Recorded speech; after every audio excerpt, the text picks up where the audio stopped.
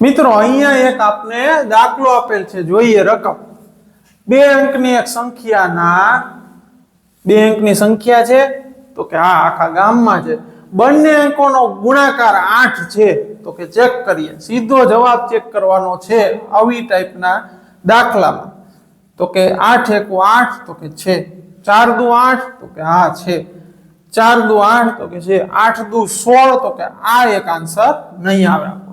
તો માયરી ચોકડી આગળ વધીએ। તે સંખ્યામાં 18 ઉમેરતા બંને અંકો અરસપરસ બદલી જાય છે તો 18 ઉમેરીને ચેક કરવાનું।